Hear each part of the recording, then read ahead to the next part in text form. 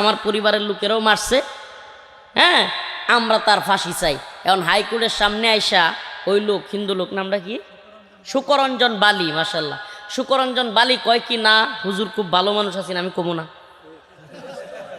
সুবহানাল্লাহ বলবেন না? বাস্তব ঘটনা বলছি। হুট করে এই লোককে হাইকোর্টের সামনে থেকে গুম করা হয়েছে, নাই উদাও।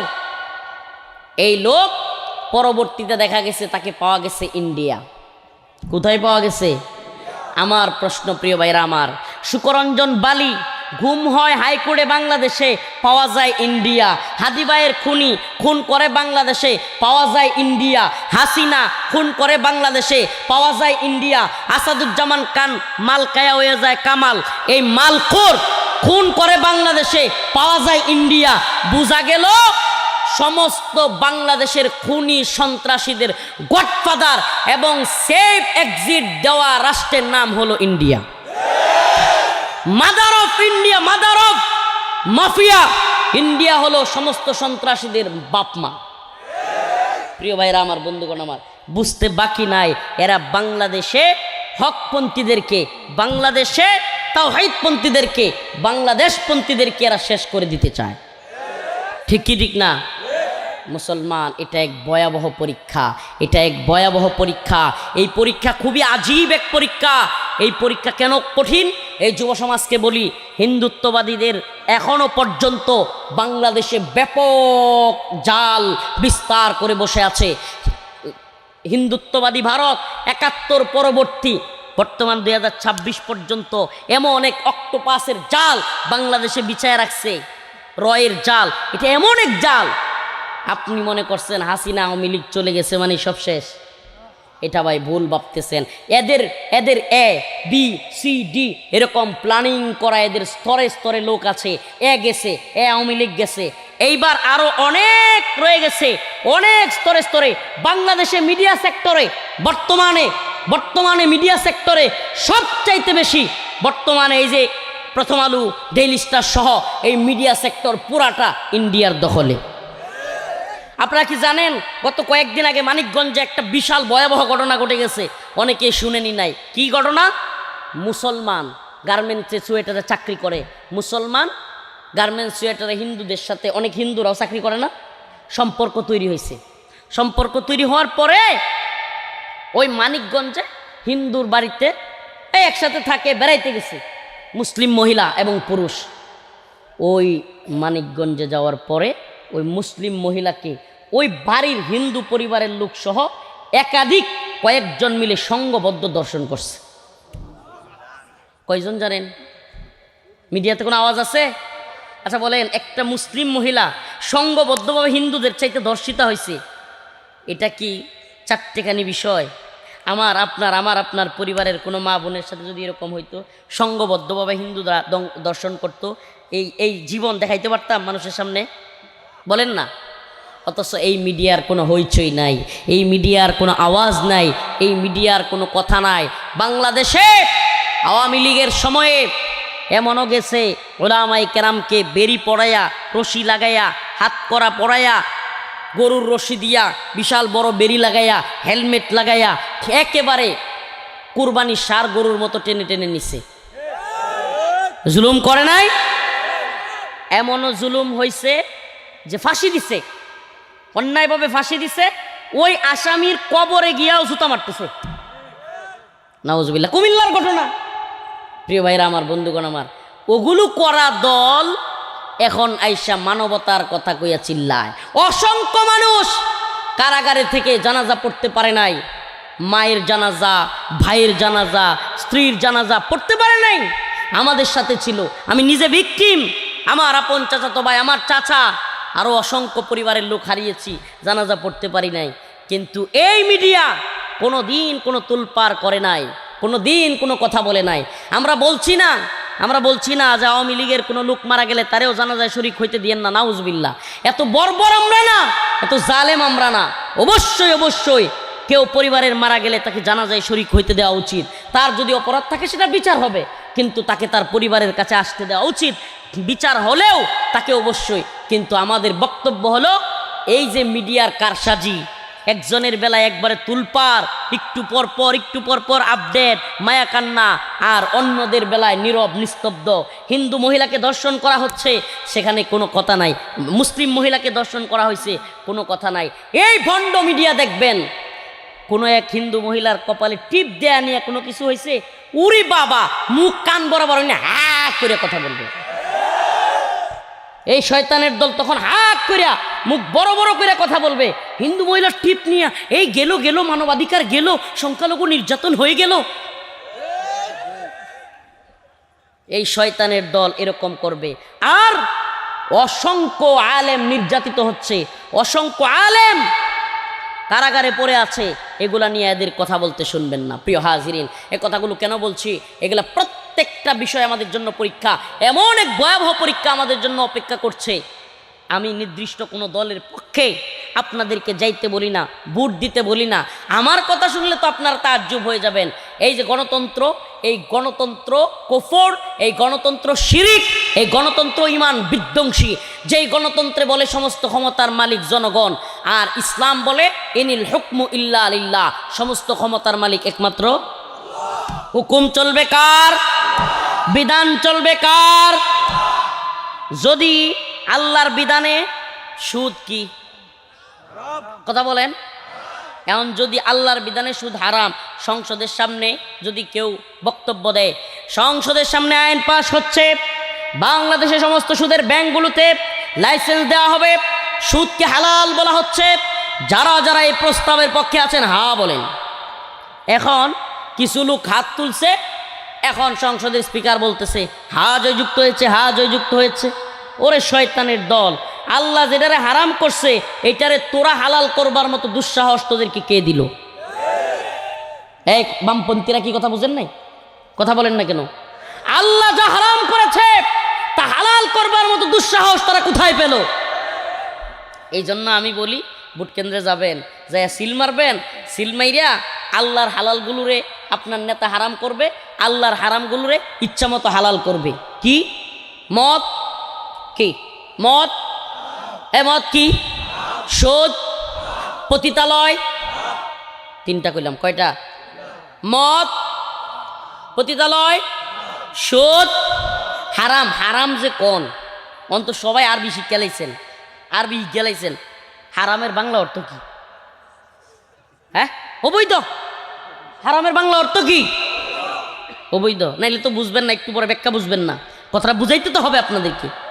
প্রিয় ভাইরা আমার, বন্ধুগণ আমার, নাইলে ওই বেটার মতো হয়ে যাবো। ওই যে মক্কা মদিনায় গেছিল, পরে বাংলাদেশে আসছে, আইসা কয় যে কেমন হজ করলা, উমরা করলা? আরে আর কয়ও না, সব আরবিতে কয়, খালি আজানডা রে কেমনটা সারা, এগুলা বুঝছে। প্রিয় ভাইরা আমার, বন্ধুগণ আমার, তো যে কথা বলতেছিলাম, হারাম শব্দের বাংলা অর্থ কি? অবৈধ। অবৈধ কি? হালাল। হালাল শব্দের বাংলা অর্থ কি? বৈধ। এখন আপনাদের যদি বুঝে আসে, বাংলাদেশে মদ বৈধ না অবৈধ? বৈধ। রাষ্ট্রীয়ভাবে মদের লাইসেন্সের বার আছে, গুলশানে আছে, বাড়িধারায় আছে, আপনাদের গফরগাঁওয়ে আছে কিনা জানি না, ময়মনসিংহ থাকতে পারে, বিভাগীয় শহরে আছে মদের বারের লাইসেন্স দেওয়া। আমার প্রশ্ন, আল্লাহ যা হারাম করেছেন তা হালাল করার বৈধতা দেওয়ার এই পাওয়ার এই সংসদের এমপিদের আছে? ইসলাম কি দিছে তাদেরকে? পতিতালয়, পতিতালয়, দৌলতদিয়া সহ আর অনেক পতিতালয়ের লাইসেন্স বাংলাদেশে দেওয়া আছে। আমার প্রশ্ন, আল্লাহ তাআলা জিনাকে হারাম করছেন না হালাল? অবৈধ। তাইলে যা হারাম তাকে সংসদে গিয়ে হালাল করার ক্ষমতা কারো আছে? সুদ, সুদ। আল্লাহ বলছে হাল্লাল্লাহুল বাই'a ওয়া হাররামার রিবা, ক্রয় বিক্রয় হালাল, সুদ হারাম। তাইলে আল্লাহ যা হারাম করেছেন তাকে হালাল করার অধিকার কি কারো আছে? যে কয়েকটা কথা বললাম, তিনটা বিষয়। আল্লাহ সুদ হারাম করছে, তারা সুদের ব্যাংকের লাইসেন্স দেয়। আল্লাহ মদ হারাম করছে, তারা মদের বার খুলে দেয়।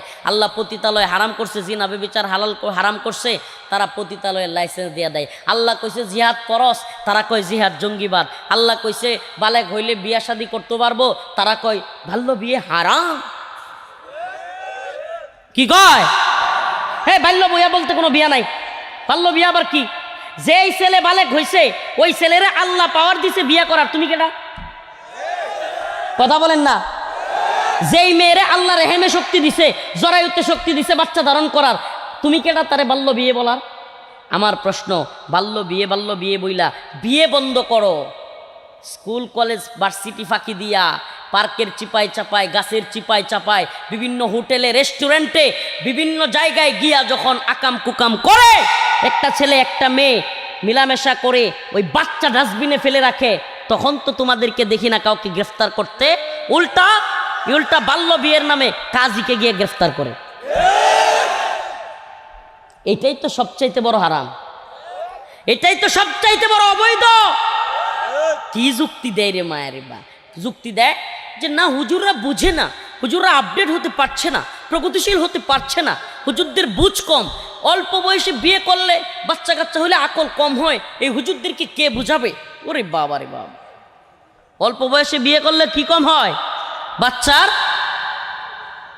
কথা কয় না, গফর মানুষ কথা কই না করে বেড়ায়, আকল কম হয়। শেখ হাসিনার মা শেখ ফজিলাতুন্নেসা শেখ মুজিবের লগে বিয়ে হয়েছিল 9 বছরে। কয় বছর? হ্যাঁ কথা বলেন, কয় বছর? শেখ হাসিনার আকলে কম পড়ছে? হ্যাঁ, শেখ হাসিনার আকল কম হইছে নাকি এক আকলে পুরা দেশ 17 বছর বাজ্যে খাইছে?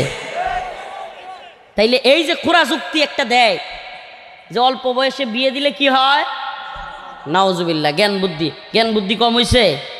প্রিয় ভাইরা আমার, উল্টা দেখা গেছে যেই সমস্ত ছেলে এবং মেয়েরা দ্রুত অল্প বয়সে বিয়ে করে, এদের সন্তানরা জ্ঞানী হয়, বিচক্ষণ হয়, মা বাবাও হৃষ্টপুষ্ট হয়। প্রিয় ভাইরা আমার, বন্ধুগণ আমার একটা প্রশ্ন, আমারে সৃষ্টি করলো কেডা? আপনারে, আমাদের সবাই রে রিজিক দেয় কেডা? পালে কেডা? এই বাতাস দিছে কেডা? আসমান, জমিন, আগুন, চন্দ্র, সূর্য, সব কিছু দিল আল্লাহ। সূর্য না উঠলে জমির ধান হইব? ধান পাকবো? কথা কয় না? রাত না হইলে ঘুমাইতে পারবাম? হ্যাঁ, সারাদিন যদি খালি দিন তাহে মানুষ পাগল হয়ে যাবো।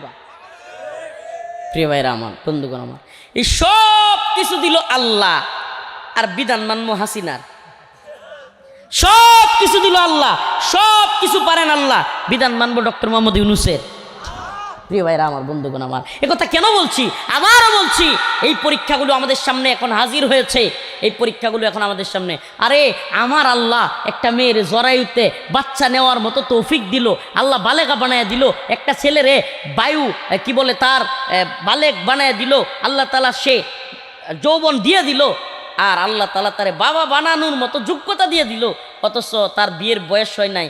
এর চাইতে বড় ফাইজলামি আর কিছু হইতে পারে? আপনারা তো কইলে অবাক হয়ে যাবেন, আল্লাহ মাফ করুক। আমার বাবুর বয়স 15 মাস। কয় মাস? আল্লাহ যদি রহমত করে 15 বছর হইতে দিয়া, আমার যদি আল্লাহ বাঁচায় রাখে, ইনশাআল্লাহ বলে রাখি, আল্লাহ তাআলা তাকে যে প্রথম বালেগ হওয়ার প্রথম যেই রেহেম তারে যেটা পাওয়ারটা দিবে, এটার প্রথম যেন তার স্ত্রীর সাথে কাজে লাগাইতে পারে। কারণ হারাম কাজে ব্যবহৃত হইতে পারবে না। হারাম কেন করবে আমার সন্তান? প্রয়োজন হলে হুজুর তাইলে পড়াশোনা করবে, আমার বউ পড়বো, আমার ছেলেও পড়বো, সমস্যা আছে কোনো? প্রিয় ভাইরা আমার, এই কথাগুলো কেন বলছি জানেন? এই দুশ্মনের দলেরা এই একটা দিককে খেয়াল কইরা আমার রসুলকে নিয়ে কটূক্তি করে। আম্মাজান আয়েশাকে আল্লাহ রসুল 9 বছরে বিয়ে করছে, এই কথাটাকে খুঁটা দেওয়ার জন্য এই দুশ্মনের দলেরা বাল্য বিয়ে নাম দিছে। আমার রসুলকে ছোট করতে চায়, আমার রসুলকে বুঝাইতে চায়, দেখছো নাউজুবিল্লাহ, এত বড় নবী অথচ ছোট বাচ্চারা বিয়ে করছে। চিন্তা করছেন? এই জন্য বাল্য বিয়ে নামক কোনো বিয়ে নাই। আমার রসুল 9 বছর বয়সে বিয়ে করছে, শেখ মুজিব তার বউকে 9 বছর বয়সে বিয়ে করছে, অথচ বাল্য বিয়ের ছুতো দিয়া সমাজের মধ্যে বিয়েকে কঠিন করবে, জিনাকে সহজ করবে। আমরা এই সমাজ হইতে দিব না। আমরা বিয়েকে সহজ করব। কি করব? বিয়েকে সহজ করব, জিনাকে কঠিন করব। যেই সমাজে বিয়ে যত সহজ, সেই সমাজে জিনা তত কঠিন। যেই সমাজে বিয়ে যত কঠিন, ওই সমাজে জিনা তত সহজ। মিলায় দেখবেন, যেই বাড়ির পোলাপান অল্প বয়সে বিয়ে করে, দেখবেন ওই বাড়ির পোলাপান ভালো আছে।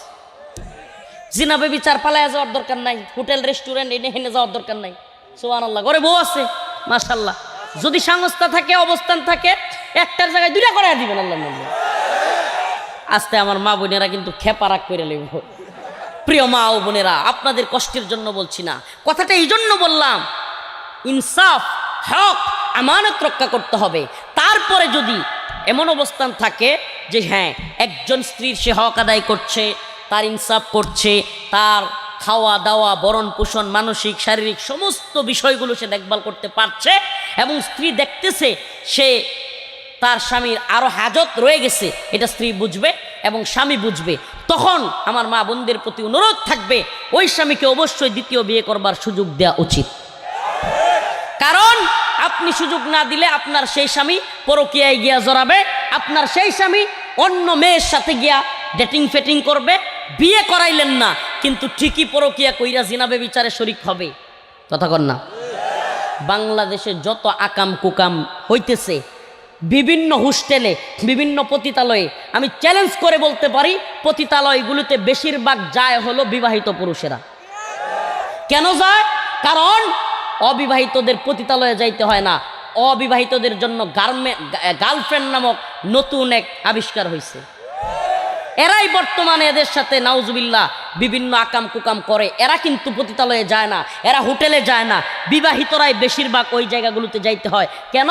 কারণ তো তাদের তো ওই যে এত সময় না, টাকা খাওয়াইয়া, ফুচকা খাওয়াইয়া, পিটিং সিটিং দিয়া লম্বা সময় 2-3 বছর প্রেম কইরা, 5 বছর রিলেশন কইরা এরপরে একদিন রাজি করাবে, ওই সময় তাদের হয় না, হবেও না। তাদের দরকার সরাসরি, নাউজুবিল্লাহ এই কথাগুলো একটু আমাকে ক্লিয়ার বলতে হচ্ছে। আমার মা বোনদের কাছেও মাপ চাচ্ছি, ভাই বাবা সবার কাছে ক্ষমা চাচ্ছি। আমাদেরকে এই সমাজের নোংরামিগুলো আপনাদের সামনে তুলে ধরতে হচ্ছে। আমরা দেখছি আজকে পরকীয়ার বিষে বিষাক্ত হয়ে অনেক পরিবার ধ্বংস হয়ে যাচ্ছে, স্বামী স্ত্রীর মধ্যে বিবাহ বিচ্ছেদ হয়ে যাচ্ছে, অনেক পরিবার সন্তান রাইখাও আজকে জঘন্য পরিস্থিতির দিকে চলে যাচ্ছে। এই পরিস্থিতি একমাত্র এড়াইতে পারে যেই পথ, فانكحوا ما طاب لكم من النساء مثنى وثلاث ورباع। আল্লাহ বলেছেন, আল্লাহর কথা, আমার কথা না রে বাবা, আল্লাহর কথা। ফানকিহু, তোমরা বিয়ে করো। কি করো? সুবহানাল্লাহ, তোমরা কি করো? বাবা চাচাদেরকে বলি, মা চাচিদেরকে বলি, আমার যুবক ভাইদেরকে, যুবতী বোনদেরকে দ্রুত বিয়ের ব্যবস্থা করে দেন। দেখতে দেখতে আরো একটা শীত চলে গেল। আমার যুবক ভাইরা, যুবতী বোনেরা কেন বিবাহ ব্যতীত থাকবে? অবশ্যই অবশ্যই তাদেরকে বিয়ে দিতে হবে। আমার মাঝে মাঝে মন চায় কি জানেন, এই নির্বাচনী মিছিল মিটিং বাদ দিয়া আমি একটা বিশেষ একটা সংস্থা চালু করি এবং বিশেষ একটা ক্যাম্পেইন চালু করি, দ্রুত বিয়ে দেওয়ার ক্যাম্পেইন। এটা আমার বিরাট আশা। আমার মন চায় যে আমাকে যদি কেউ হেল্প করে, অনলাইনে অফলাইনে সব লাইনে দ্রুত বিয়ের জন্য যে যুবকেরা যোগাযোগ করবে, যে যুবতী আমাদের বোনেরা যোগাযোগ করবে, কুফু বিলেয়া ইনশাল্লাহ আমরা বিয়ের ব্যবস্থা করে দিব। এটা কেন মনে চায় জানেন? এই সমাজে যদি জিনা ব্যভিচার কমে, হারাম কাজ কমে, অবৈধ মেলামেশা কমে, কোনো জারজ সন্তান তৈরি হবে না, কোনো কুলাঙ্গার তৈরি হবে না, দেশ জাতির বিরুদ্ধে, ইসলামের বিরুদ্ধে যাওয়া নাস্তিক মুরতাদ তৈরি হবে না, হারাম জাদা তৈরি হবে না, হালাল সন্তান তৈরি হবে। মুহাম্মদ বিন কাসেম, সুলতান মাহমুদ গজনবী, সুলতান সালাউদ্দিন আইয়ুবীর মতো বীর পুরুষ জন্ম নিবে। এই হারামজাদারা কি ভালো হয়? যেগুলোর মা বাবা অবৈধ মেলামেশা করে, পেট যেই মায়েরার, যেই বোনেরার পেট পর পুরুষ দেখে, ওই পেট থেকে কি আব্দুল কাদের জিলানী হবে? ওই পেট থেকে হুসাইন আহমদ মাদারি হবে? ওই পেট থেকে শামসুল হক ফরিদপুরি হবে? চ্যালেঞ্জ করে বললাম হবে না। যেই পেট জীবনে কোনো পর পুরুষ দেখে নাই, ওই পেট থেকে আল্লাহর ওলি জন্ম নিবে। অতএব কখন আমরা সমাজকে ভালো করতে পারবো? যখন আমাদের সমাজে বিয়েকে সহজ করা হবে। দেখেন, মজার জন্য বলছি না, কাউকে কষ্ট দেওয়ার জন্য বলছি না, এটা কোনো খামখেয়ালির বিষয় না রে ভাই। হারাম, হারাম তো হারাম। আচ্ছা, আপনি হারাম করতেছেন আবার জান্নাতের আশা করেন, এটা কিভাবে হইতে পারে?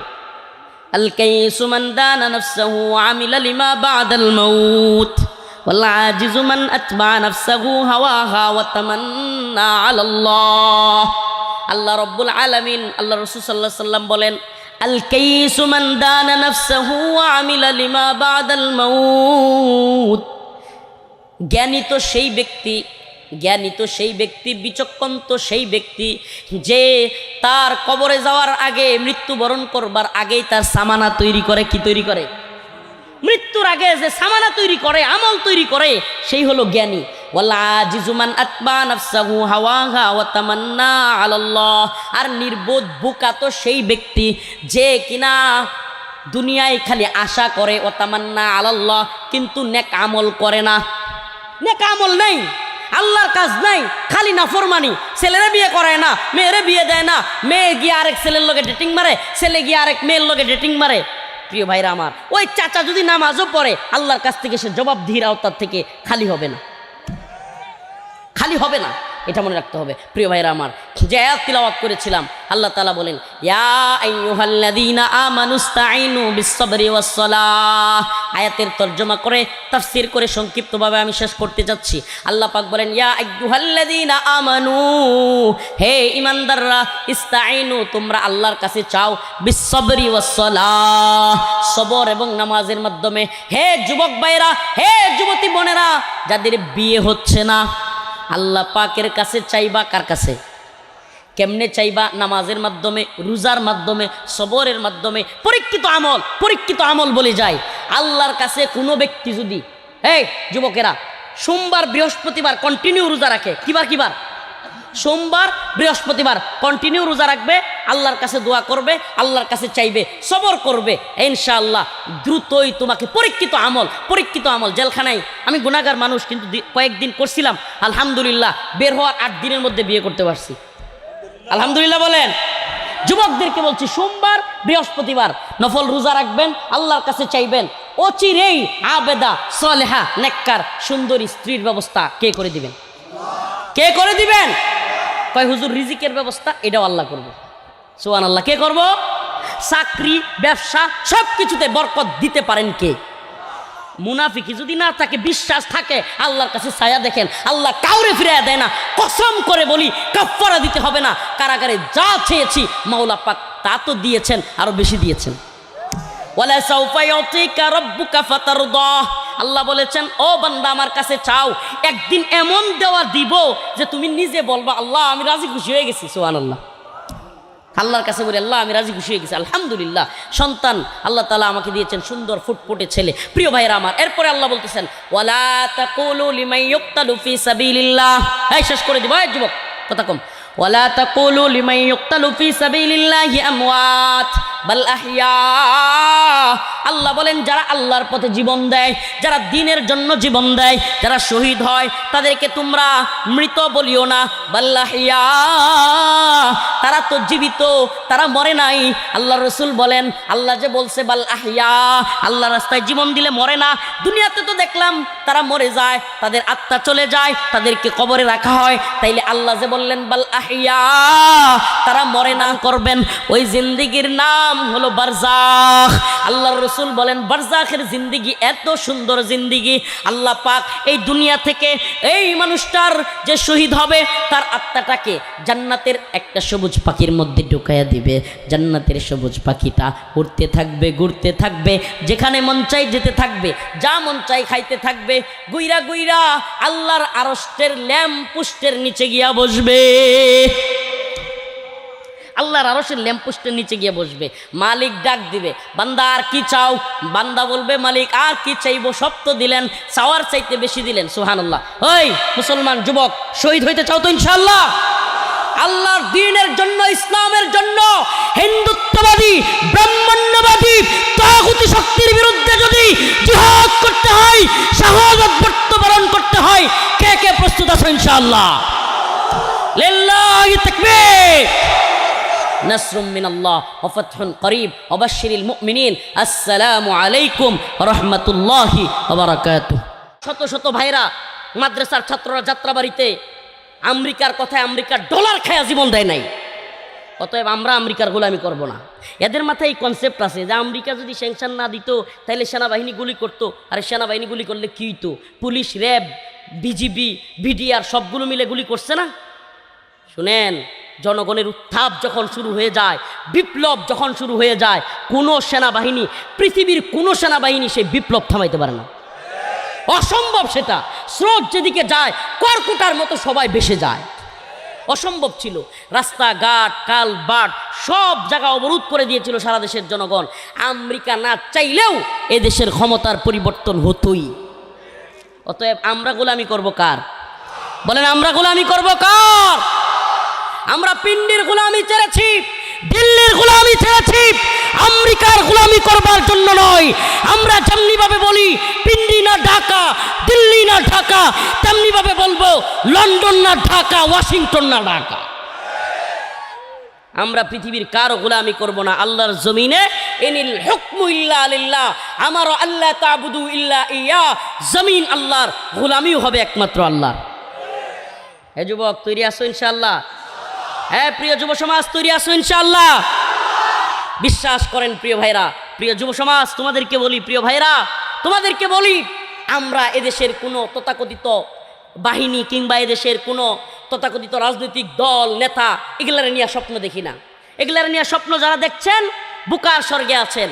কিছুদিন, আমি তো এগুলো নিয়ে বলতে চাই নাই, কিছুদিন কোরআনের শাসন, কোরআনের বাক্স, এক বাক্স, পরে হইলো রাজনৈতিক নির্বাচনী সমঝোতা, পরে কল্যাণ রাষ্ট্র, পরে এনসিপি এবি পার্টি সব জগা খিচুড়ি, এখন আবার কয় যে নাই। এগুলা নিয়ে আমি স্বপ্ন দেখি না, আমি আপনাদেরকে দেখতেও বলি না, দেখবেন না, এগুলা ধোঁকা। এই তথাকথিত গণতন্ত্রের ধোঁকাই হলো ডিভাইড ফর রোল, ভাগ করো শাসন করো। এইটা হলো আপনাকে শুধু ভাগ করতে জানে, এই দল ওই দল করে করে আপনাকে আমাকে শুধু এরা ভাগ করবে আর শাসন করবে দিল্লি, শাসন করবে আমেরিকা, শাসন করবে লন্ডন, শাসন করবে রাশিয়া, শাসন করবে চীন, আপনাকে আমাকে মোলা জোলাইয়া দিবে। গণতন্ত্র গণতন্ত্র ভণ্ডামি ভণ্ডামি। এই ভণ্ডামি গণতন্ত্র দিয়ে কিচ্ছু হবে না, লিখে রাখেন, কিচ্ছু হবে না। যারা মনে করতেছে যে এই করে ফেলবো সেই করে ফেলবো, এক বাক্স নীতি, অমুক নীতি তমুক নীতি, ভাইরে মনে কষ্ট নিয়ে না, আপনারা আমাদের ভাই। আপনারা যদি আগায় যান, আপনারা যদি এক থাকেন, আমাদের বিশাল ভাল লাগে, খুশি হই আমরা। কিন্তু চ্যালেঞ্জ করলাম, এই আব্রাহাম লিঙ্কনের পথে, জর্জ রসুর পথে, আল্লাহ এবং তার রসুলের পথ বাদ দিয়া এদের পথে বিন্দু মাত্র সফলতা আসবে না। অনেক পাগল মানে যেগুলো বুঝে না সাধারণ, এগুলো প্রশ্ন করে, হুজুর তাহলে গণতন্ত্র করব না, তাহলে আমরা করব কি, কিভাবে ক্ষমতায় আসবো? গণতন্ত্র তো আইসেই 200 বছর, এর আগে মনে হয় মুসলিম উম্মা পৃথিবীতে শাসন করে নাই। আরে পাগলে কয় কি, মুসলিম উম্মা কি পৃথিবীতে শাসন করে নাই? এই সামনে আগায় বসার মতো জায়গা নাই, মাতবরি করবেন না। এই সামনে আগায় বসার মতো জায়গা নাই, একটুও জায়গা নাই, প্লিজ। আমি ছেড়ে দিব কথা, কেউ এগুলো বলবেন না, কথায় দিক সেদিক নেবেন না। মুসলিম উম্মা কি 200 বছর আগে যখন গণতন্ত্র ছিল না তখন পৃথিবী শাসন করে নাই? বলেন শাসন করে নাই? ছোট্ট জায়গায় করছে, এখন আর কোনো কথা বলে লাভ নাই। মুসলিম উম্মা খেলাফার অধীনে পৃথিবীতে শাসন করেছে না করে নাই? বলেন করছে না করে নাই? আল্লাহ রসুল, তার সাহাবায়ে কেরাম, এরপরে আরও খুলাফায়ে রাশেদা, এরপরে খেলাফতে উসমানী, খেলাফতে উমাইয়া, অনেকগুলো মুসলিম শাসকেরা শাসন করে নাই? সেই শাসন কিসের ভিত্তিতে ছিল? সেই শাসনের প্রথম ধাপ ছিল দাওয়া, এদাত, জিহাদ, শাহাদাত, তারপর শুরা। সুবহানাল্লাহ। শুরা কি? ওই ভণ্ড বাটপার সুর লম্পটের ভোট আর শেখুল হাদিস সাহেবের ভোট সমান মান? শুরা মানে গণতন্ত্রের শুরার সাথে কিছু কিছু লোক মিলাইতে চায়। আরে শুরা হলো তাকওয়াবান, পরহেজগার, আল্লাহ ভীরু, কিছু যাচাই বাছাইকৃত মানুষ, অল্প সংখ্যক মানুষের সমন্বয়ে গঠিত একটা শুরা কমিটি, যারা আল্লাহর ভয় করে, যারা নামাজ পড়ে, যারা তাকওয়াবান, যারা সুদ খায় না, ঘুষ খায় না, বাটপারি করে না, এমন কিছু লোক মিলে একটা রাষ্ট্রের সরকার প্রতিনিধি বসাবে। আচ্ছা বলেন, এই তাকওয়াবান অল্প কিছু মানুষের রায়, 20 জন হোক 100 জন হোক, এদের রায় আর মোহাম্মদপুর বসিলার সুর বাটপার ছিনতাইকারী এই ধরনের লোকদের রায়, দুইটা কি এক হবে? বলেন এক হবে? আরে ভাই কি আশ্চর্য কথা, যেখানে আল্লাহ বলতেছেন ওয়ালাকিন্না আকসারহুম জাহিলুন, যে কিয়ামতের আগের বেশিরভাগ মানুষ হবে জাহেল, সমাজের বেশিরভাগ মানুষ কি হবে? ওয়ালাকিন্না আকসারহুম ফাসিকুন, অধিকাংশ মানুষ হবে ফাসিক। ওয়ালাকিন্না আকসারহুম জালিমুন, অধিকাংশ মানুষ হবে জালেম। বাস্তবতা মিলায় দেখেন আল্লাহর কথার সাথে। বাস্তবতা কি আব্দুল্লাহপুরের অধিকাংশ মানুষ নামাজি নাকি অধিকাংশ মানুষ বেনামাজি? আবার অধিকাংশ মানুষ যারা নামাজ পড়ে তাদের মধ্যে, নামাজিদের মধ্যে 100% সুদ থেকে ফারেক নাকি কিছু কিছু সুদের সাথে আছে? 100% ঘুষের সাথে নাই এরকম নাকি কিছু কিছু ঘুষের সাথে আছে? 100% ইনসাফকার, ন্যায়পরায়ণ, কারো বিরুদ্ধে দুর্নীতি করে না, অন্যায়ভাবে কারো মিথ্যা মামলা দেয় না, কারো জুলুম করে না, এরকম নাকি জালেম মদখুর জিনাকুরও আছে? হাই হাই, এক তো হলো নামাজই পড়ে না অনেক লোক, আবার নামাজ যারা পড়ে এদের মধ্যেও সমস্যার অভাব নাই। ভাই, এই সমাজের বুট দিয়া আপনি ইনসাফগার মানুষ পাবেন। আমি ওই দিন বলছিলাম, অনেকে বলতেছে হুজুর এই সময় এসে এই কথাটা বললেন, এই সময় এসে এই কথাটা বললেন।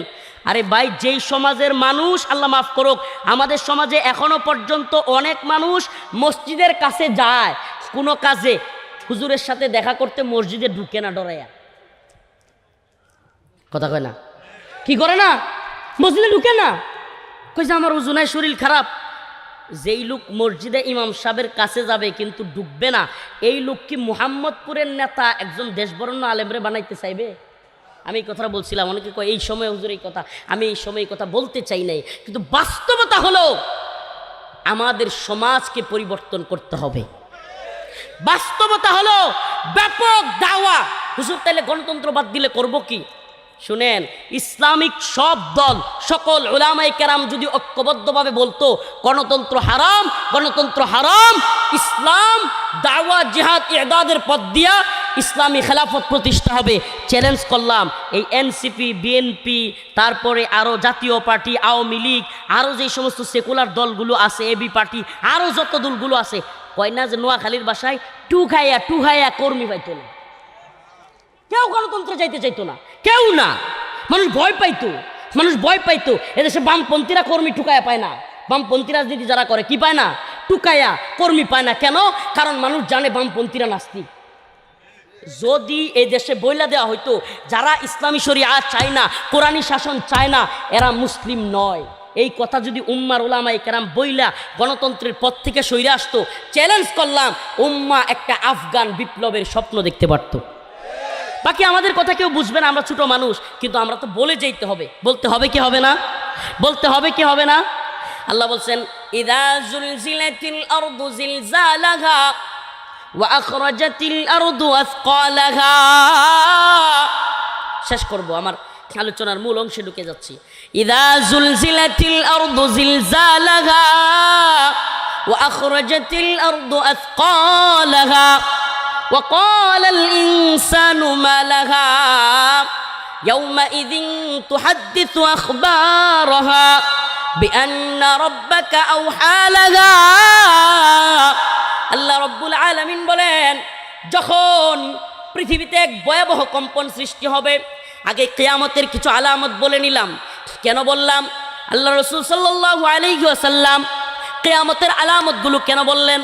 অনেকে যদি মনে করেন হুজুর আল্লাহ রসুল যেহেতু কিয়ামতের আলামত বলছে, এগুলা তো হবেই, হওয়ারই কথা, আমরা ফিরাবো কেমনে? ভাই, আল্লাহ রসুল কেন হাদিসের মধ্যে বলে গিয়েছেন, এর উদ্দেশ্য কি? আপনি ফিরাবেন না, ফিরাইতে পারবেন না, কিন্তু আপনি যেন ওই আলামতগুলোতে ঢুইকা না যান, আমি আপনি যেন ওই আলামতগুলোতে কি হয়ে না যাই। অশ্লীলতা বেড়ে যাবে। কি বেড়ে যাবে? অশ্লীলতা। নাউজুবিল্লাহ। অশ্লীলতা এমনভাবে বাড়ছে যে একটা ইউটিউবার ভণ্ড, আল্লাহ মাফ করুক, আমার কথাগুলো একটু করা হয়ে যাচ্ছে কিন্তু কষ্টে বলি এগুলো। ওই যে বগুড়ার নাম হলো, এই নামটা বললেও লজ্জা লাগে, অনেকে টিকটকার, মানে নামটা নিলে অনেকে হাসা দিবেন। বগুড়ার এই বদমাইশ লুচ্ছাটা দেখি, মানে হঠাৎ করে ভিডিও তো সামনে আসে, ফিরে মুখে তো রাখা যায় না, হঠাৎ করে দেখি মেয়েদেরকে নিয়ে কি পরিমাণ অশ্লীলতা করতেছে, মানে ইচ্ছা মতো অশ্লীলতা করতেছে, অথচ রাষ্ট্রের যেন কোনো কিছু যায় আসে না, কারো যেন কিছু যায় আসে না, কেউ যেন বলে না আরে বন্ধ, এভাবে মিডিয়ার সামনে, এভাবে সকলের সামনে এভাবে তুই অশ্লীলতা করতেছিস, বন্ধ করে এগুলো। বগুড়ায় যেন এগুলো বলবার কেউ নাই। আমি যদি কোনোদিন হাতের কাছে পাই, আল্লাহ আমাদেরকে বুঝার তৌফিক দান করুক। এই যে অশ্লীলতা বাড়তেছে ব্যাপকভাবে, নাউজুবিল্লাহ। মেয়ে মেয়ে মঞ্চে গিয়ে নাচতেছে, বাবা হা করে করে দেখতেছে। আমাদের সমাজ অলরেডি এই 2025-এই অলরেডি এই অবস্থা চলে আসছে যে মেয়ে কোমর হেলে দুলে নাচে আর বাবা হা করে করে নাচ দেখে, আর বাবার পাশে বসা তার বন্ধু, হ্যাঁ মেয়েটা যারা আঙ্কেল ডাকে বাবার বন্ধু, ওইটাও হা করে দেখতেছে, আরে তোমার মেয়ে তো সেই নাচতেছে, মজা নিচ্ছে। নাউজুবিল্লাহ, নাউজুবিল্লাহ। অঙ্গভঙ্গি দেখে মজা নিচ্ছে, আর ওই বেহায়া ওর বিবেকে এমন পছন্দ ধরছে, আমি তো বলি ওই বাবা নামক পাপিষ্টের বিবেকের মধ্যে কুত্তা পেশাব করে দিছে। আরে মিয়া, মুসলমান না হইলেও যদি গাইরত থাকে, গাইরত আত্মসম্মানবোধ থাকে, আমার মেয়ে শত শত পোলাবানের সামনে নাচবে কোমর হেলে দুলে, আর এটাও আমি দেখব, এর আগে তো আমার মরে যাওয়া উচিত। হায় আফসোস, এতটুকু গায়রত নাই। সালাফদের ইতিহাস, সুবহানাল্লাহ, সালাফদের ইতিহাস। উট বৃদ্ধ হয়ে গেছে, ওট ওট জবে করে ফেলতেছে। উট বেশি বৃদ্ধ হয়ে গেলে খাওয়ার উপযোগীও থাকে না, বিক্রি করে দিলে ওইটারে একজন এসে বলতেছে, ভাই উটটা জবে করতেছেন কেন? যদি বিক্রি করে দিতেন তাহলে তো কিছু টাকা অন্তত পাইতেন।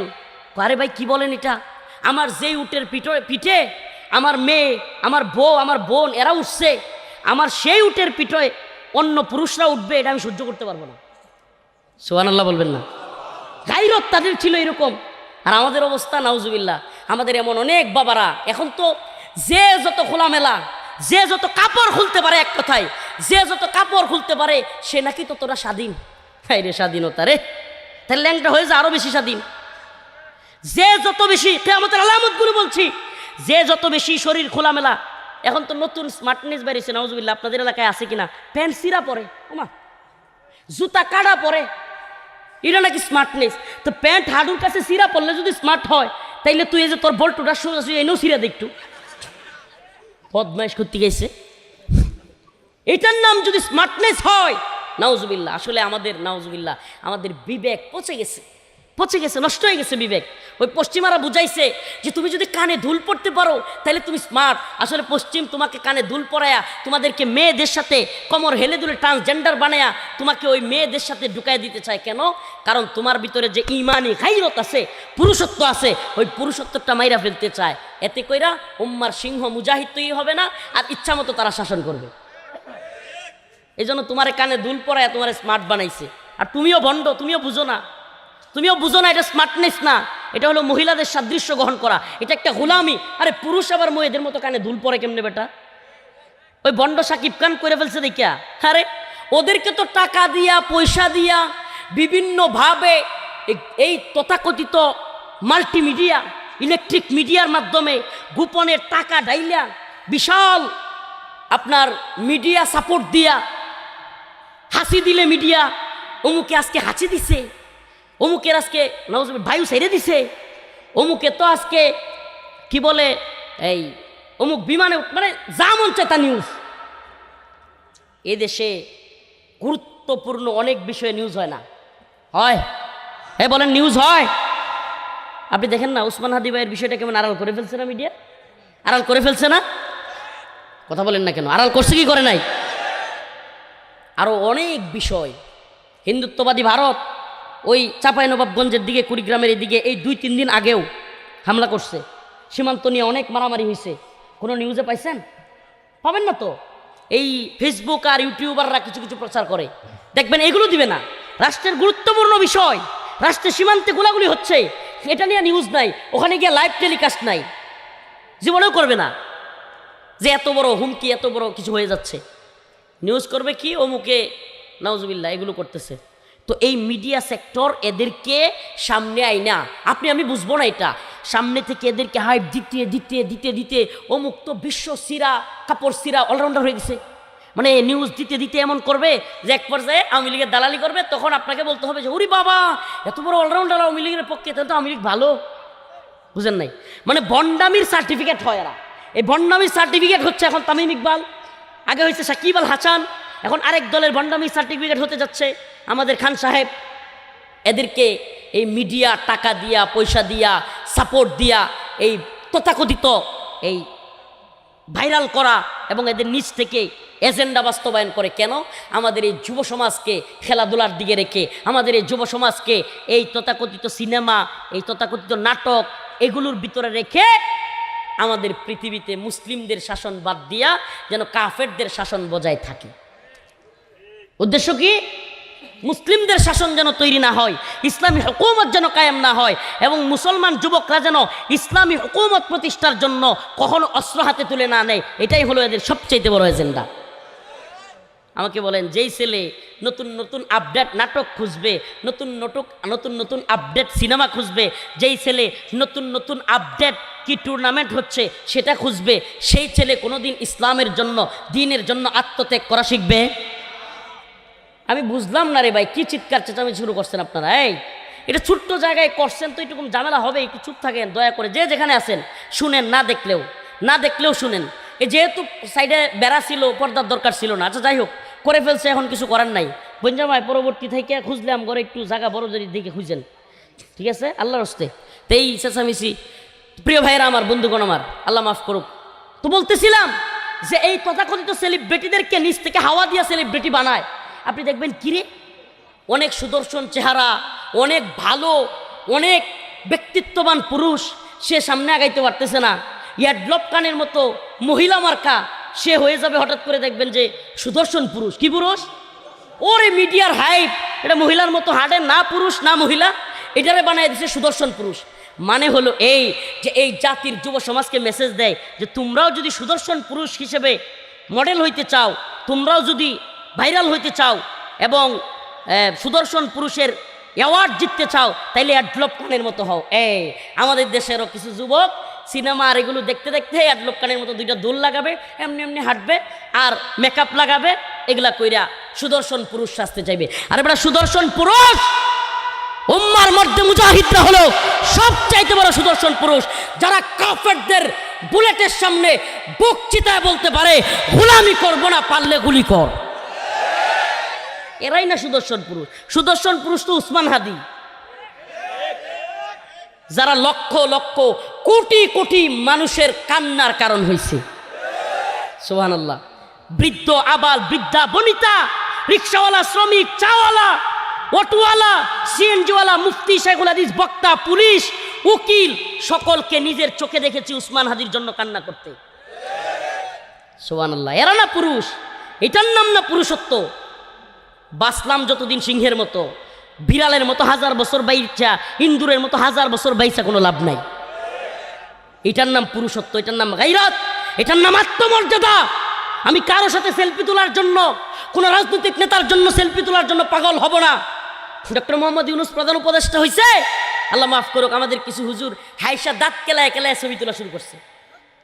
উরি বাবা, আমি ওই দিন পোস্ট করছিলাম, অনেকে আমার বিরুদ্ধে গেছে, আমি পোস্ট করছিলাম এত দাঁত কেলায় হাসেন না, যখন আমেরিকান এজেন্ডা বাস্তবায়ন করা শুরু করবে তখন দাঁত একটাও লুকাইতে পারবেন না। দেখছেন নি অবস্থা? তো এই জন্য খুব সাবধান থাকতে হবে আমাদেরকে।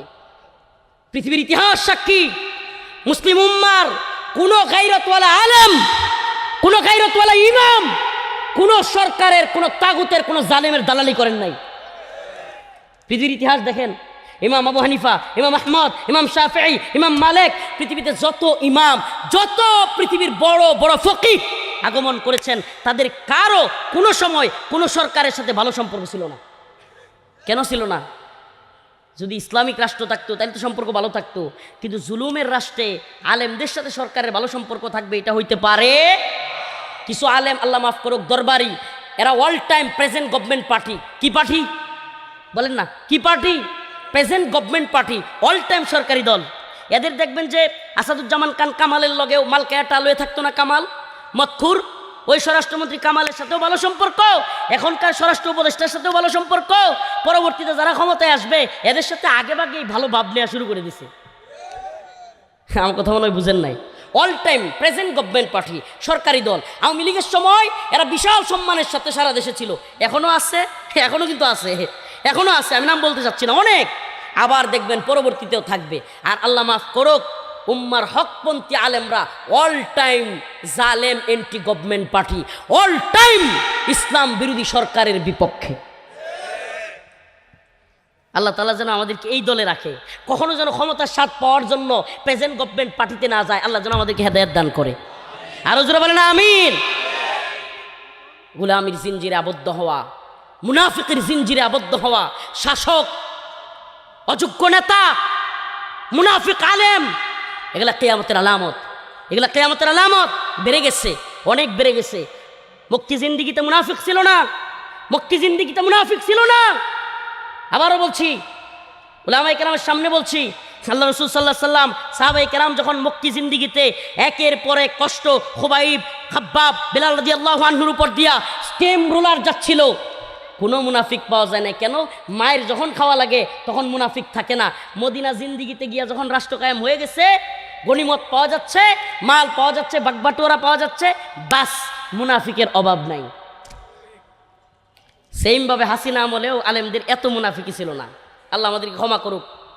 হাসিনা আমল যাওয়ার পরে যেই মুনাফিকি শুরু হয়েছে, এত মুনাফিকি আমাদের।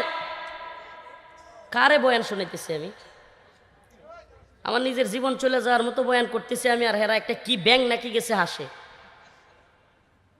উলুবনে মুক্তা সরাইতেছি আমি। ভাই আপনি বুঝেন, আপনি আসেন, এই কথাগুলো বলেন না। বাপের আল্লাহ মাফ করুক, আল্লাহ মাফ করুক, দম থাকলে এখানে এসে এই কথাগুলো বলেন। মনে কিছু নিয়েন না, অহংকার করছি না। আল্লাহ তৌফিক দিছে, আল্লাহ দিছে, এই জবান আল্লাহ দিছে, এই জন্য আল্লাহর জবান দিয়ে আল্লাহর জমিনে আল্লাহর কথা বলি। এত সহজ মনে করছেন? আপনি কি মনে করছেন এই কথাগুলো? এই কথাগুলো বলতে বলতে তো উসমান হাদিকে শহীদ করা হয়েছে। আমরা জানি না এগুলো? আপনি কি মনে করছেন আমরা বোকা? এদেশের ক্ষমতার বাগবাটোয়ারা আমরা পাইতাম না? এক দুইটা আসনকে আমরা পাইতাম না?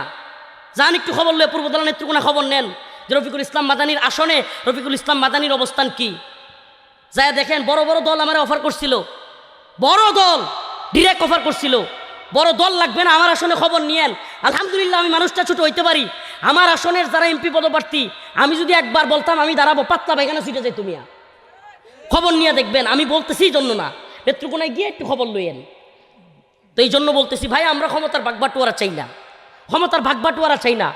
আল্লাহ এই উম্মাহকে সজাগ করতে চাই। ও উম্মা, ও উম্মা, তোমরা বুঝতেছো না? উম্মা তোমরা বুঝতেছো না?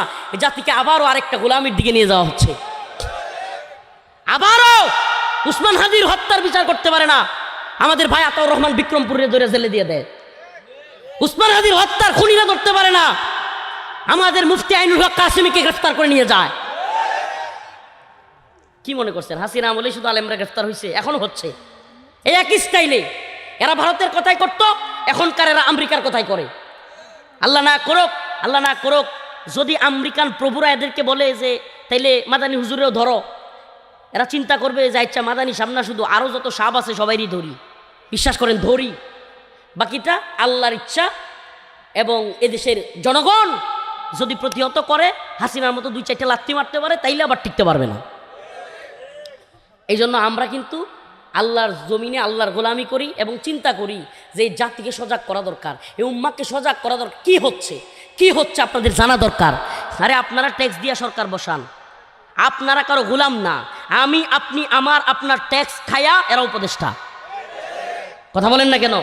আমরা প্রত্যেকটা পণ্য কিনি, এগুলোতে ব্যাট আছে, ট্যাক্স আছে। এই বাংলার জনগণ মনে করে, বুঝে না, মনে করে যে আমরা তো সরকারের কিছু দেই না, আমরা দিচ্ছি না। মানে আমাদের প্রত্যেকটা জিনিস দ্রব্যমূল্যের কেন ঊর্ধ্বগতি? এই ট্যাক্স বাড়াইতেছে, আরও বাড়াইতেছে। এই সরকার আইসাও অনেক কিছুতে আরও ট্যাক্স বাড়াইছে। তো এই যে ট্যাক্স বাড়াচ্ছে, আপনি আমি কিনতেছি, এই টাকাগুলো যাচ্ছে কোথায়? সরকারের ফান্ডে। তো আমার আপনার টাকায় যে সরকার চলে, এই সরকার আমাদেরকে আমেরিকার গোলামি করাবে? এটা সম্ভব? সম্ভব? ইযা যুলজিলাতিল আরদু জিলজালাহা ওয়া খরাজাতিল আরদু আথকালাহা। আল্লাহ রাব্বুল আলামিন বলেন, যখন পৃথিবীতে একটা ভয়ঙ্কর কম্পন তৈরি হবে, ওয়া খরাজাতিল আরদু আথকালাহা, জমিনের মধ্য থেকে যত কিছু আছে, সোনা গয়না টাকা পয়সা আরো যা কিছু আছে, সম্পদগুলো সব উঠতে থাকবে। ওয়া খরাজাতিল আরদু আথকালাহা, এমন ভাবে উঠতে থাকবে, স্বর্ণ উঠতে থাকবে, রূপা উঠতে থাকবে, ওই খনির ভিতরে থাকা স্বর্ণ উঠতে থাকবে। ওয়া ক্বালাল ইনসান মা লাহা, মানুষ বলতে থাকবে আয় হাই এগুলার কি হয়ে গেল।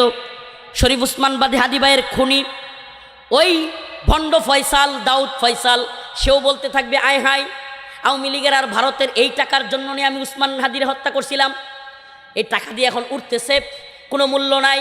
স্বর্ণ গহনা রূপা সব কিছু উঠতেছে, কোনো মূল্য নাই। মানুষ অবাক হয়ে যাবে।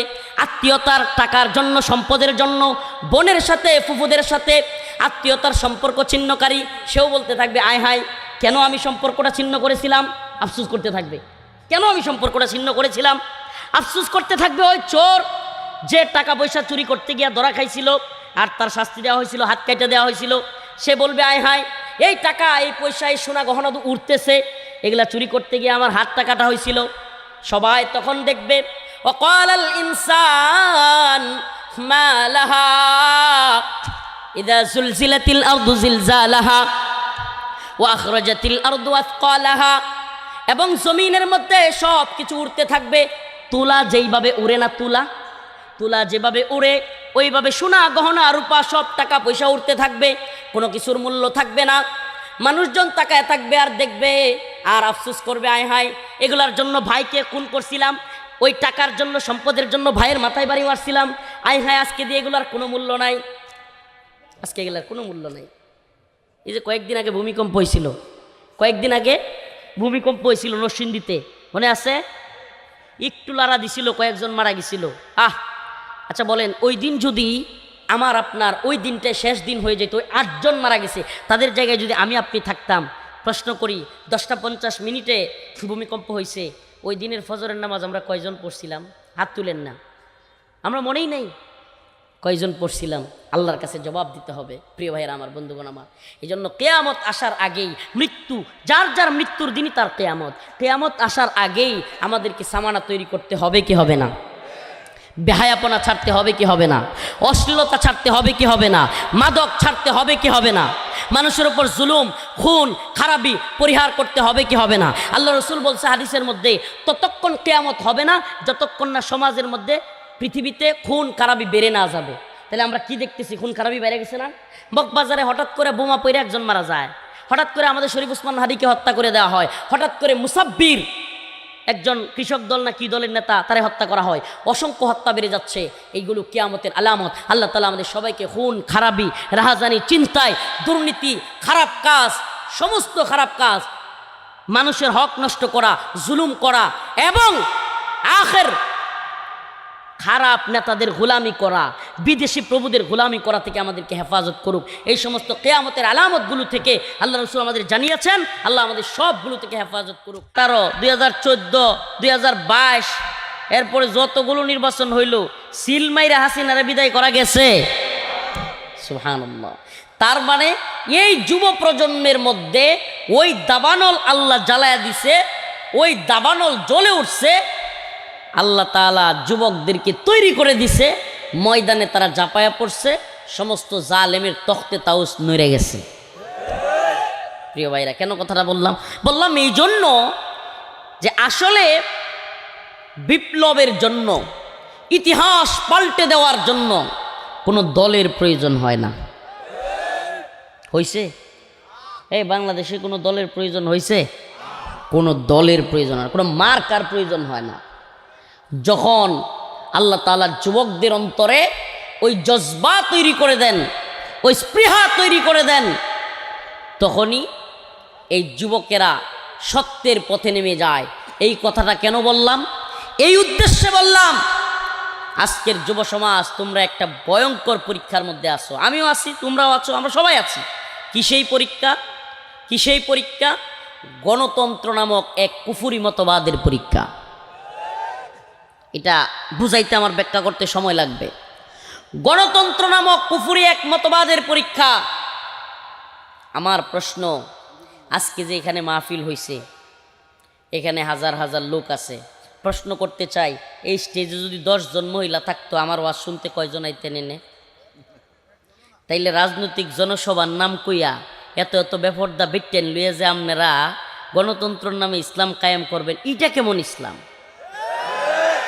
হ্যাঁ, এত বড় ইমাম, এত বড় বড় ফতুয়া, এক একজন শুধুমাত্র দাড়ি টুপি, আরে বাপরে নির্বাচন আসলে এক একজনের বাপ ইসলাম প্রতিষ্ঠা করে ফেলবেন, এই দল আর ওই দল বুঝি না। আপনারা যে আল্লাহর বিধান অমান্য করতেছেন, এই জবাব কার কাছে দিবেন? বেপর্দা মহিলাদের নিয়ে ছুটাছুটি ঘোরাঘুরি যেই দলের লোকই করতেছে, আপনি কি বলতে পারবেন যে হুজুর আমি মুসলমান না? অন্যরে বলেন হুজুর ইসলামের নামে হুজুররাই তো করে, আপনারা কি মুসলমান না? খালি ইসলামপন্থীদের দোষ দেন। একটু সাবধান হয়ে যান। আমাদের মা বোনদেরকে রাস্তায় নামিয়ে আনার চক্রান্তের ভয়াবহ কুফরি মতবাদের নাম হলো গণতন্ত্র। আমাদের মা বোনদেরকে এরা রাস্তায় নামাতে চায়, ঘর থেকে বের হতে চায়। ঘর থেকে আমাদের মা বোনদেরকে বের করতে করতে এখন আমাদের মা বোনেরা স্বামীদের কথা শুনতে চায় না। বর্তমান জামানায় সবচাইতে বেশি ডিভোর্সের কারণ হচ্ছে এই আমাদের মা বোনদেরকে ঘর থেকে বের করে আনা। নারী স্বাধীনতার নামে, নারী উন্নতির নামে, নারী প্রগতির নামে আমাদের যুব সমাজকে, আমাদের মা বোনদেরকে সবাইকে ধ্বংস করে দেওয়া হচ্ছে, সুকৌশলে এটা করা হচ্ছে। বাংলাদেশে আপনারা একটা বিষয় খেয়াল করতেছেন কিনা, ইদানিং কিশোর গ্যাং নামের এক গ্যাং বেরোইছে।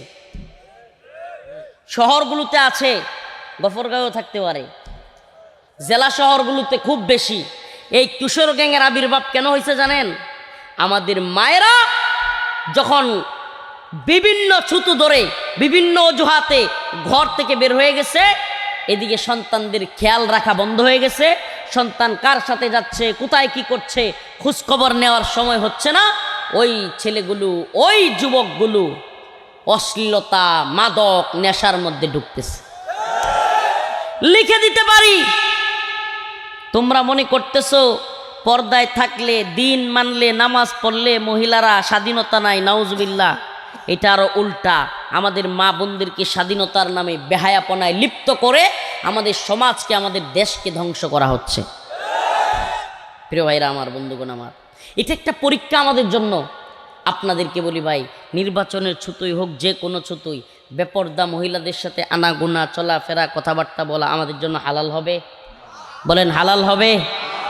নামাজ বন্ধ রাইখা নামাজের সময় মিছিল মিটিং করা, এটা বৈধ হবে? প্রিয় ভাইয়েরা আমার, কেন বলছি?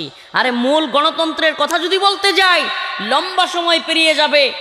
গণতন্ত্রের কথা এক, ইসলামের কথা এক। গণতন্ত্র এটা আলাদা একটা জীবন ব্যবস্থা, ইসলাম একটা জীবন ব্যবস্থা। ইসলাম বলে কমপ্লিট কোড অফ লাইফ, ইসলাম হলো পূর্ণাঙ্গ জীবন ব্যবস্থা। গণতন্ত্র বলতেছে না, গণতন্ত্র আরেকটা জীবন ব্যবস্থা। ইসলামের একমাত্র রব, একমাত্র বিধানদাতা, একমাত্র পালনকর্তা, একমাত্র সৃষ্টিকর্তা, একমাত্র ইবাদতের যোগ্য কে? বলেন ইসলামে প্রভুকে, রবকে। আর গণতন্ত্রের প্রভুকে? জনগণ। গণতন্ত্রের, বাবা মাফ করেন, সরি, মুরব্বী মানুষ। গণতন্ত্রের প্রভুকে? জনগণ। ওই কয় না সমস্ত ক্ষমতার মালিক কেডা? জনগণ।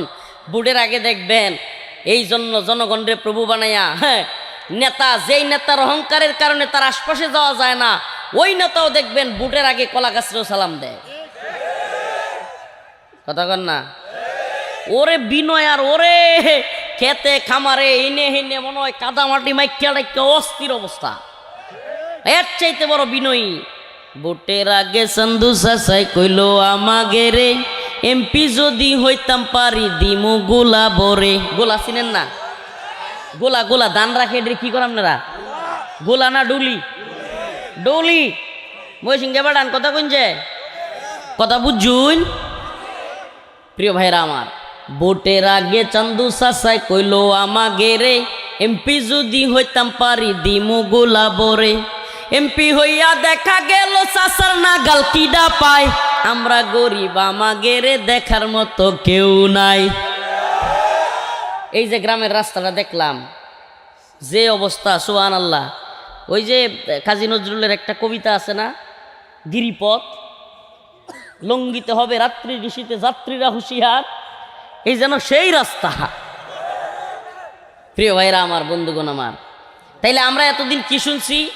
উন্নয়নের role model smart Bangladesh, stage ভাঙ্গা বইরা যাওয়ার বাংলাদেশ।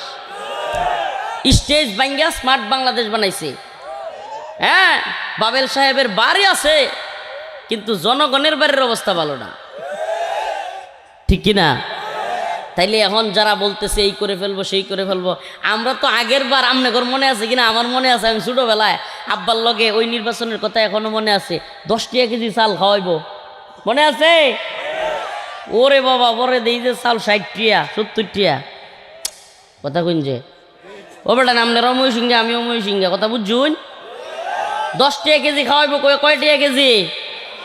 হ্যাঁ, আমরা ইলিশ খাইতাম পাই না, জাতীয় মাছ ইন্ডিয়া বাড়া। প্রিয় ভাইরা আমার, বন্ধুগণ আমার, এই কথাগুলো কোনো মজার জন্য বলছি না, এই কথাগুলো বলছি এজন্য, ও আমার জাতি, বারবার কত জীবন দিব, বারবার কত রক্ত দিব, ক্ষমতার পালাবদল হবে, আমাদের কোনো পরিবর্তন হবে না। এই বাংলাদেশে বারবার মানুষকে ধোঁকাবাজি করা হবে, বারবার মানুষকে ক্ষতিগ্রস্ত করা হবে, বলা হবে দেশ জাতিকে ভালোবাসি, কিন্তু দেখা দেখা যাবে ভারতকে ভালোবেসে ভারতকে ট্রানজিট দিবে, ভারতকে বন্দর দিবে, ভারতকে ট্রেন ট্রানজিট দিবে, বন্দর দিয়ে দিবে, ভারতকে সব কিছু দিয়ে দিবে, আমাদেরকে দিবে গোলামি। আমরা বলতে চাই আমরা গোলামি চাই না, আমরা স্বাধীন আজাদি চাই। আমরা দিল্লির গোলামি করতে রাজি নই, আমেরিকার গোলামি করতে রাজি নই, আমরা এক আল্লাহর গোলামি করতে চাই।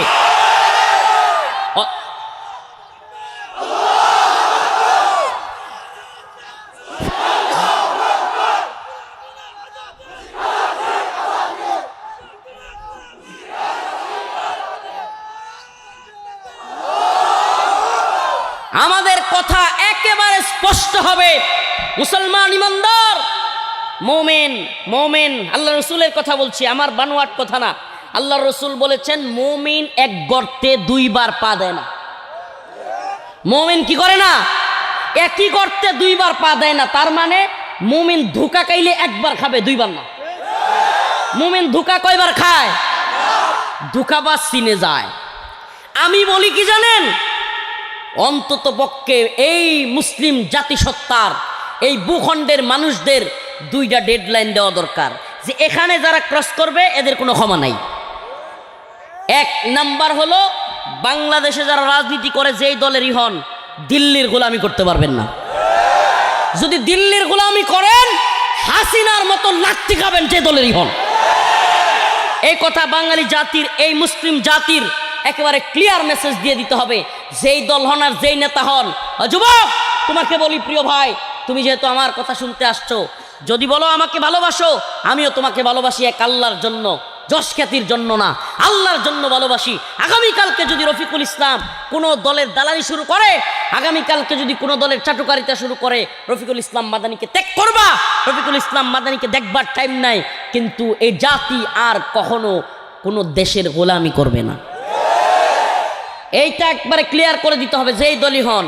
আর একটা প্রশ্ন, বাংলাদেশে যারা আলেম ওলামাদেরকে জেলে নিয়েছে, আলেম ওলামাদের কাপড় টেনে খুলেছে, আলেম ওলামাদেরকে হত্যা করেছে, শহীদ করেছে, যারা বাংলাদেশে হেলিকপ্টার থেকে গুলি করেছে, ছোট ছোট বাচ্চা ছেলেদেরকে গুলি করেছে, যারা হাজার হাজার মা বোনকে, হাজার হাজার ছাত্র জনতাকে গুলি করে শেষ করে দিয়েছে, সেই সমস্ত খুনি জালেমদের কোনো ক্ষমা নাই। আমার ভাই শরীফ উসমান হাদির হত্যাকারীদের কোনো ক্ষমা নাই। আমরা একেবারে দ্ব্যর্থহীন কণ্ঠে বলতে চাই, আমার ভাই কবরে, খুনি কেন বাহিরে? এই বলেন, আমার ভাই কবরে, খুনি কেন বাহিরে? আমার ভাই কবরে, হাদি ভাইয়ের রক্ত বৃথা যেতে দেব না। আমি একটা কথা এই যুব সমাজের মধ্যে বলি, আমি ওই শাহবাগে হাদি চত্বর, নতুন নাম, নাস্তিকদের নাম পাল্টে আমরা নাম রেখেছি হাদি চত্বর, ঐতিহাসিক হাদি চত্বরে আমি একটা শপথ পড়িয়েছিলাম। হজরতুল আল্লাম হজরত মৌলানা মুফতি জসিমউদ্দিন রহমানী দামাত বরকাতুহুম, উনি জুমা পড়িয়েছিলেন। জুমার পর হাজারো জনতাকে সামনে নিয়ে একটা শপথ করিয়েছিলাম, হাদি ভাইয়ের বিচার না হলে আমরা ঢাকার রাজপথ ছাড়ব না। প্রিয় ভাইরা আমার, কিন্তু ছেড়েছি কেন জানেন? আজকে আপনাদের সামনে বলি, এদেশে ক্ষমতা পিপাসু রাজনীতিবিদরা জনগণের মধ্যে একটা কথা ছড়াইয়া দিচ্ছে যে হাদি ভাইয়ের বিচারের দাবিতে যারা আন্দোলন করতেছি আমরা নাকি নির্বাচন বানচাল করতে চাই। কথাটা চিন্তা করছেন? মানে ক্ষমতার চেয়ার দরকার। আমরা আপনাদের সব পক্ষকে বলছি, আমরা নির্বাচন বানচাল করতে চাই না। আমরা এই জন্য আন্দোলন থেকে সাময়িক চুপ আছি। বাংলাদেশে 12 তারিখের পরে যেই দলই ক্ষমতায় আসুক, হাদি ভাইয়ের বিচার না করলে বাংলাদেশের সারা দেশে 64 জেলায় আন্দোলন করা হবে। যেই ছেলেটা দেশটাকে ভালোবাসতো, যেই ছেলেটা এই জাতিকে ভালোবাসতো, সমস্ত জালেমদের বিরুদ্ধে বুক চেতিয়ে কথা বলতো, কি চেয়েছিল ভাই?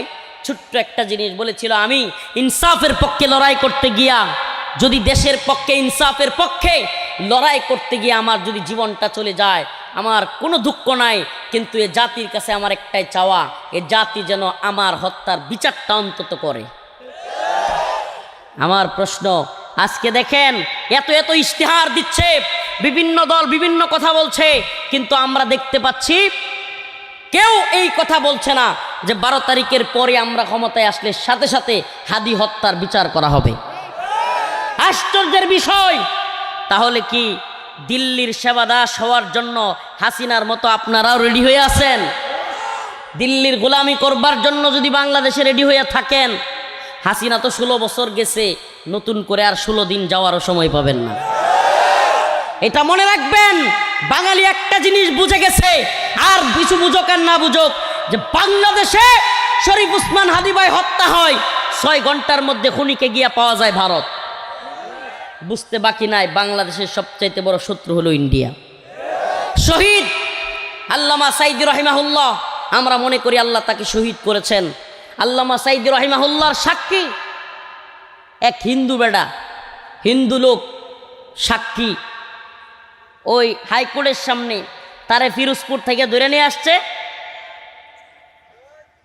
ওই বলছে যে তুমি হাইকোর্টে কোর্টে গিয়া বলবা যে সাইদি সাহেব ছিল রাজাকার, আমাদের পরিবারের অনেক লোকরে মারছে, আমার পরিবারের লোকেরা মারছে, এই সাক্ষী দিবা, বলবা যে আমরা সাইদি সাহেবের বিচার চাই।